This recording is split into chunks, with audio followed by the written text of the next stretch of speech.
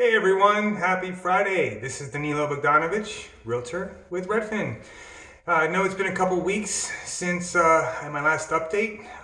The beard is longer, the hair is longer. We're on 6 weeks, by the way. I don't know what you guys are at, but yeah, this is the quarantine look these days. That's all right. I'm going for a record with the hair products. Big shout out to Christopher Lindman, my buddy, who said I should talk more about the products I use in my hair. I can tell you that they are doing a decent job so far. It's been 6 weeks. So, Chris, it's called Euphora and Sebastian Hairspray. That's for you, brother. Anyway, back to real estate and why I'm making this video. One reason why I'm also in this vacant home right now. This is one of my listings that is vacant. The reason for this video here is I was coming to check in on it, and I said, you know what a great thing to talk about right now, because I'm noticing that vacant listings are getting a lot more showings than those that are owner occupied. In speaking with people and just kind of gut feeling as well, they both point to the fact that buyers are just more comfortable going to a home where no one is there for safety and health reasons. So right now, vacant listings are definitely getting more traffic, which is better for the sellers, because the more traffic, the more interested buyers, and potentially if you get multiple offers, things will bid up. So the seller wins. Now, that does not mean that owner-occupied or tenant-occupied homes are not getting listings and aren't selling. That's not what I'm saying. They are. It's just at a slower pace, meaning fewer showings. And yes, some are still getting multiple offers if they're priced properly or they're unique and, a product that a lot of buyers are really kind of focused on getting, and there's not much inventory. So, these are all general statements. There are definitely exceptions to all the rules, and all the things I'm talking about. But generally speaking, vacant listings are getting more traffic. So that's why I'm here making this video, which also brings me to my next point. Update on the overall real estate market, at least in Northern Virginia, that I'm seeing, as well as in conversation with fellow colleagues at Redfin and also other agents at other brokerage firms just across the board. And that is that in the last 2 weeks, things have gotten a lot busier. And that is one reason why I haven't made a video. We had the furloughs at Redfin. That was a very, very sad day and sad week.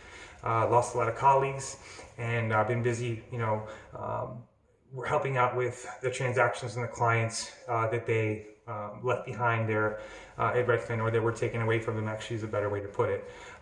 So we've all been working very hard to work with those clients in the transition, and also get our colleagues back, because we want them all back.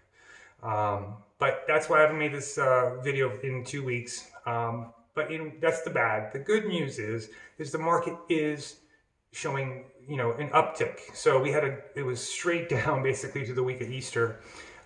Easter was the week of Easter was very slow, and statistically, after looking at the data, it was the slowest week we've had in a long time. Now, that trend has started to change, actually has changed, and we've seen more buyers come out, more showings, more tours, and we've also seen inventory tick up, but we've actually seen more buyer demand than new listings, which is good for sellers in the market in general. Buyers, you probably don't want to be hearing this, but things are getting a little bit more competitive than they were just 2 weeks ago, and I am seeing multiple offers on properties. I have a new listing that I just put on yesterday, and it's had almost 40 showings on it. It is a very unique property, very well renovated and updated. It is vacant as well. So these are the kind of things we're seeing, right now. Now, will this continue? I think it has everything to do with the stay-at-home order, the general feeling of the public as far as the virus, and at some point, pent-up buyer demand and pent-up seller demand. As I mentioned a couple weeks ago, the serious buyers are still out, and the serious sellers are still listing their homes. So there's always that core market, but now we're starting to see people that said, I'm gonna wait to see what happens. I think some of those folks are coming out and saying, okay, I'm ready. Okay, now's the time. So with that being said, there is life in the real estate market coming back, which is, keeping us busy as agents. near term, this is just a guess because I don't have a crystal ball, but I would say that if nothing changes as far as a stay-at-home order, meaning it doesn't get any more strict, or we don't have a crazy, early second wave or something happen with the virus, but if it kind of stays where it is right now, I think that this will continue. I don't think we're going to get back to where we were in January and February anytime, in the next couple of weeks or anything, or even month or two, but we're definitely, improving as far as the real estate market. Now, the one bad piece of news I have for you guys has to do with financing and lending. So the biggest issue we're seeing right now is loans falling apart. Now, yes, there's the furloughs, people are getting furloughed, people are getting laid off, but aside from that, lenders have really tightened their credit guidelines. So for example, mortgage brokers, meaning they're middlemen, they don't actually lend the money directly from themselves. They go out to banks such as Chase, and they basically buy their loans and then sell them, and they make the difference. So Chase has come out and said, hey, even though in the past, let's say 620 was our minimum credit score and we could do a 5% down payment on a conventional loan, just kidding. We now require 700 credit score minimum and 20% down minimum. And even if you're approved, you are now unapproved. So with that being said, it's getting tougher to find a loan. There are some companies that aren't even able to do FHA loans anymore.